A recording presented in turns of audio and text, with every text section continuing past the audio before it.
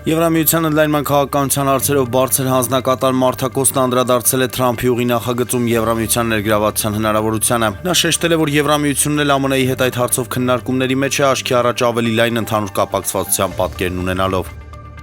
Եվրամիության բարձր ներկայացուցիչ Կայա Կալասը հայտարարել է, որ Եվրամիություն-Հայաստան համագործակցությունը գնալով լավանում է այսօր նոր ռազմավարական օրակարգ ենք ընդունել Եվրամիություն-Հայաստան գործընկերության համար, սա ընդհանուր հավակնություն է բազմաթիվ այլ ոլորտներում աշխատելու համար։ Կալասը հայտարարել է 15 միլիոն եվրոյի մասին, որն ուղղվելու է խաղաղությանը եւ ավելի դիմակայուն Հայաստանին։ Մի քանի նախաձեռնություններ են իրականացվելու ականազերծման գծով վերապատրաստում սարքավորումներ են տրամադրվելու, նշել է նա։ Արտաքին գործերի նախարար Արադ Միրզոյանը Հայաստանի Հանրապետություն Եվրամիություն գործընկերության խորհրդի 6-րդ նիստից հետո հայտարարել է, որ ընդունել են Եվրամիություն-Հայաստան համագործակցության նոր ռազմավարությունը։ 2026 թվականի մայիսին տեղի է ունենալու Հայաստանի Հանրապետություն Եվրամիություն առաջին գագաթնաժողովը, սա եւս կարևոր միջոցառում է լինելու։